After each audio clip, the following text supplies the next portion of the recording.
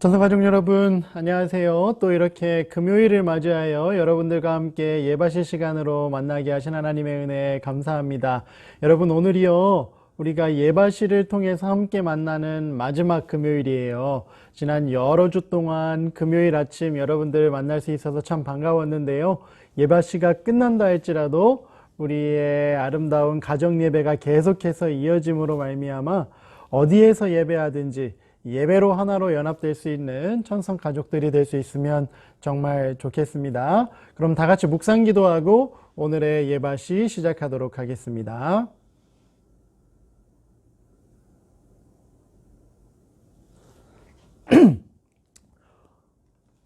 지난 며칠 동안 불렀던 94장 찬미이죠. 아침 기도 드리오니 오늘 이제 마지막으로 불러보려고 하거든요. 1절과 2절 다시 한번 큰 목소리로 함께 불러줄 수 있으면 좋겠습니다.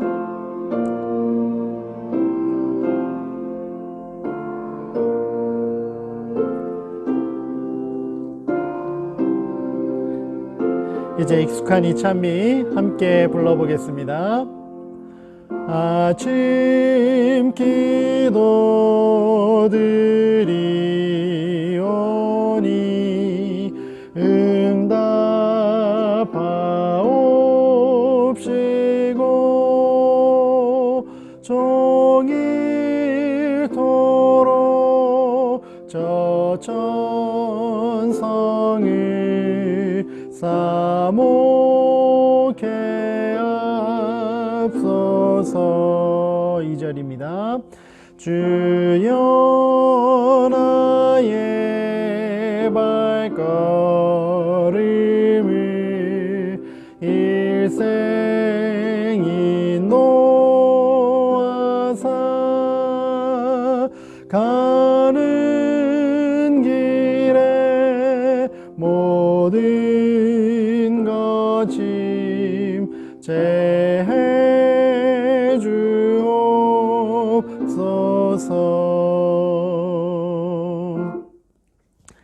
아침마다 하나님 앞에 기도하면서 하루를 시작하는 멋진 천성의 어린이들 그리고 가족들 될 수 있기를 다시 한번 기도합니다.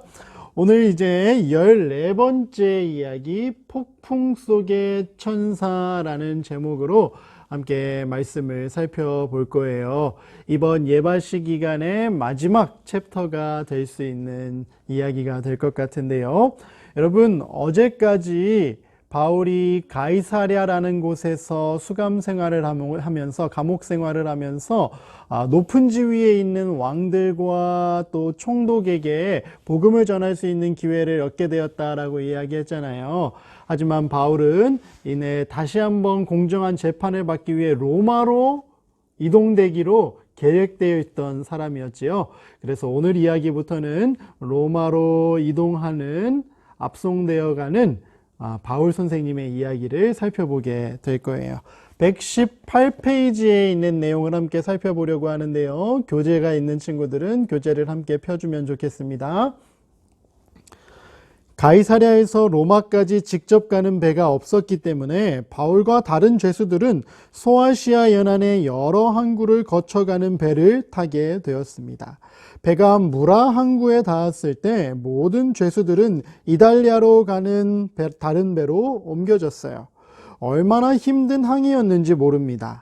항구를 떠나자마자 어려움이 밀어닥치기 시작했습니다. 맞바람이 몹시 불었기 때문에 배는 아까운 시간을 내어버리면서 느릿느릿하게 갔습니다. 배가 그레데 섬에 닿았을 때는 겨울이 다가오고 있었어요. 바울은 백부장에게 그곳에서 배를 대서 날씨가 좀 더 좋아질 때까지 기다리는 것이 좋겠다라고 이야기했어요. 그러나 백부장은 이치에 맞는 바울의 말보다도 바다에서 경험이 많다고 여겨졌던 선장과 선주의 말을 더 믿었습니다. 그래서 계속 항해하기로 결정을 내렸습니다. 여러분, 바울 선생님이 어떻게 로마까지 가는 여정을 취했는지 잠깐만 살펴볼게요. 가이사랴에서 몇 년 가까이 수감 생활을 하고 이제 배를 타기 위해 시돈으로 이동을 해서 시돈에서 무라라는 지역까지 작은 배를 타고 이동을 했어요. 그리고 무라라는 항구 도시에서 조금 더 큰 배로 항해하기 위하여 큰 배로 옮겨 탄 다음에 그레데 섬이라는 곳으로 향했다라고 이야기했죠. 여기에는 크레타 섬이라고 나왔는데 이 그레데 섬을 향해 가는 그 여정이 결코 쉽지 않았다는 거예요. 그리고 마침내 이 그레데 섬에 도착했을 때는 겨울이 다가왔기 때문에 더 이상 멀리 항해하는 것이 어려웠기 때문에 여기에서 좀 쉬었다가 가는 것이 어떻겠습니까? 라고 바울 선생님이 제안했지만 다른 선원들과 뱃사람들의 의견에 따라 계속해서 항해를 이어가기로 했어요.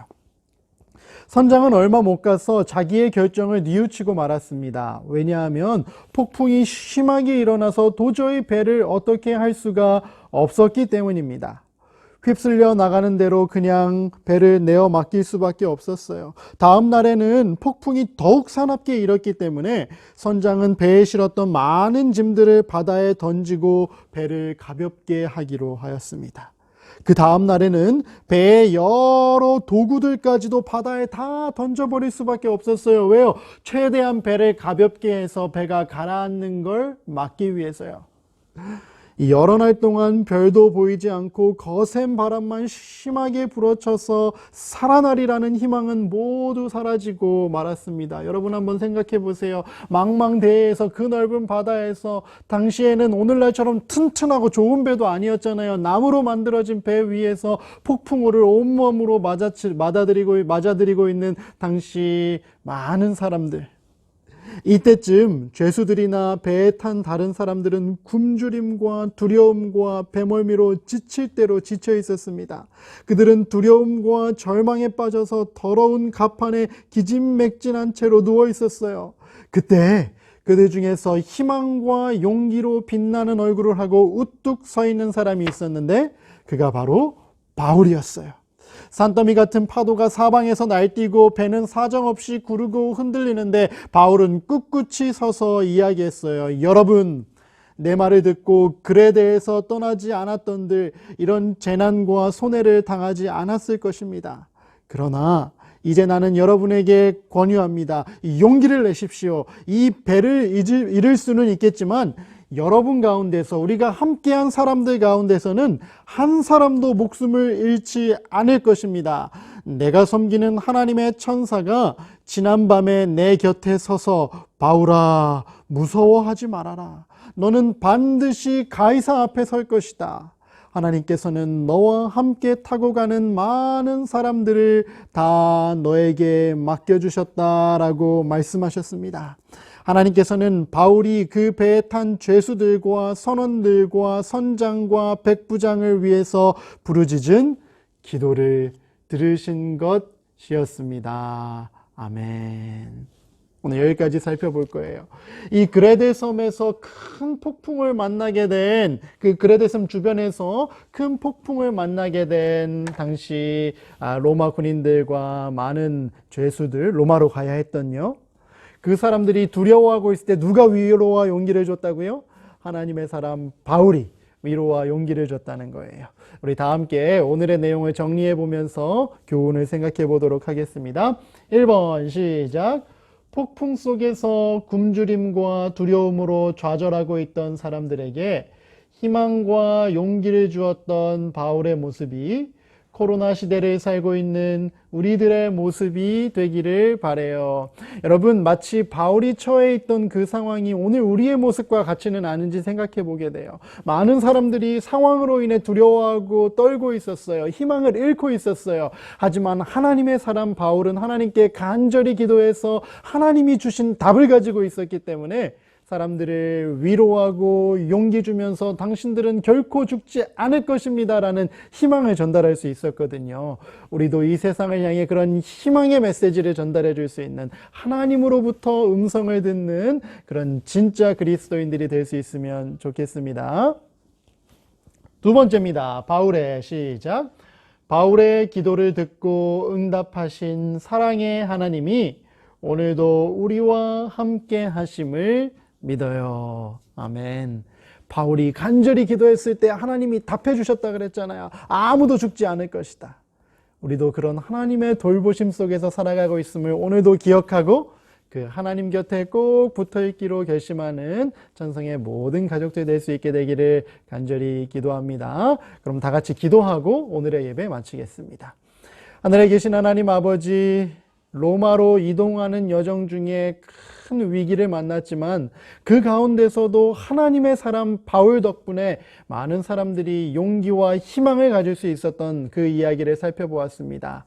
코로나로 인해 많은 사람들이 두려워하고 있는 시대입니다. 하지만 하나님을 믿는 우리 때문에, 우리가 전하는 희망의 메시지 때문에 이 세상에도 소망이 있고 기쁨이 있는 그런 세상 될 수 있게 도와주세요. 우리를 통해 하나님께서 일해 주시기를 바라오며 예수님의 이름으로 간절히 기도드립니다. 아멘.